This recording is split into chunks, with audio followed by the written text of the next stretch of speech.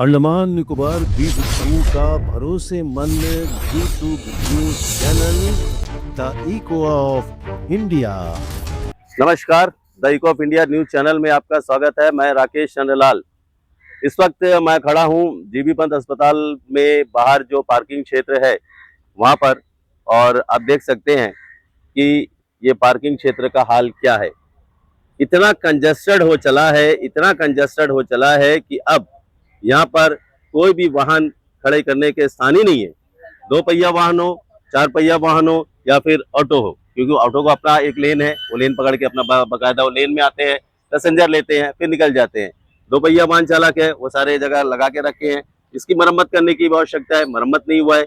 और सारे गाड़ियां आप देखेंगे, कुछ यहाँ पर अगर मैं आपको दिखाऊं तो आप देखेंगे कुछ एम्बुलेंस, अगर आप सामने मैं आपको लेके जाता हूँ तो मैं आपको दिखाता हूँ कि यहाँ पर ये कुछ एम्बुलेंस भी यहाँ पर जो कंडम हो चुके हैं।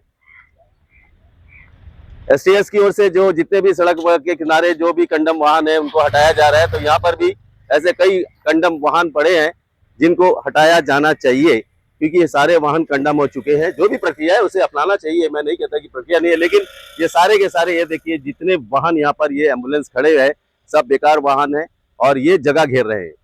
ऐसे यहाँ पर पार्किंग के लिए स्थान नहीं है।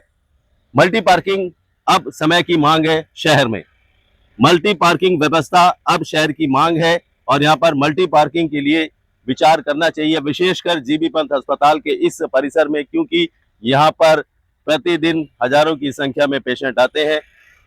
दो पहिया वाहन में आते हैं, चार पहिया वाहन में आते हैं, तो ऐसे में इस क्षेत्र में वाहन खड़ा करना बहुत मुश्किल हो जाता है।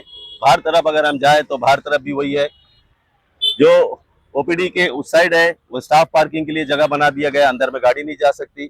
इधर में लिमिटेड एरिया है, यहाँ गाड़ियां नहीं जा सकती। तो आखिर जो लोग आते हैं, पेशेंट को लेकर आते हैं, मरीज को देखने आते हैं, बारिश का मौसम स्टार्ट हो चुका है, यहाँ पर 9-10 महीना बारिश होती है, तो ऐसे में वो लोग जाए तो जाएगा। पेशेंट को भी लेकर आना है, उससे दिखाना है, उनके रिश्तेदारों से मिलना है, खाना पहुंचाना है, बहुत कुछ करना पड़ता है। ऐसे में ये पार्किंग का जो ये समस्या है ये यहाँ पर बरकरार है और इसका अभी तक कोई समाधान नहीं निकला है। सालों साल बीत गए हैं, नो प्लानिंग।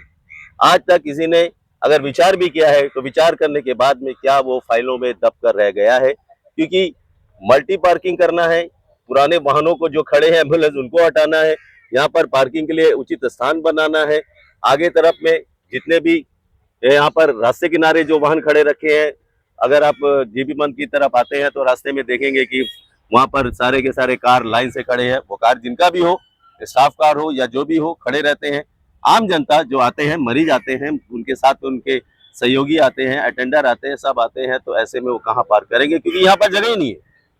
और जब जगह नहीं है तो वाहनों को पार्क करना बहुत मुश्किल होता है और अंदर अलाउ नहीं है। अगर आप इससे अंदर, हम ये जो बैरिकेड के अंदर अगर जाना है तो अंदर भी आपको जगह नहीं मिलेगी कोई तरफ भी वाहन खड़ा करने के लिए। अगर आप आते हैं ओपीडी टाइम के हिसाब से आते हैं, पेशेंट डॉक्टर से मिलने आते हैं, तो सुबह जब आते हैं तो सुबह से लेकर शाम हो जाता है, 1 बजे तक तो 1:30 बजे तक तो वैसे भी यहाँ पर भीड़ भाड़ रहती है। तो अब ये समय की मांग है कि यहाँ पर एक मल्टी लेवल पार्किंग व्यवस्था डेवलप की जाए और ऐसे जो पुराने वाहन यहाँ पर खड़े हैं, जितने भी एम्बुलेंस जो कंडम हो चुके हैं, उनको तुरंत हटाया जाए ताकि कुछ स्पेस यहाँ पर बन सके और जो यहाँ पर जो एरिया है, जो सड़क है यहाँ का, इसका भी मरम्मत किया जाए, क्योंकि गड्ढा है, सब कुछ है यहाँ पर।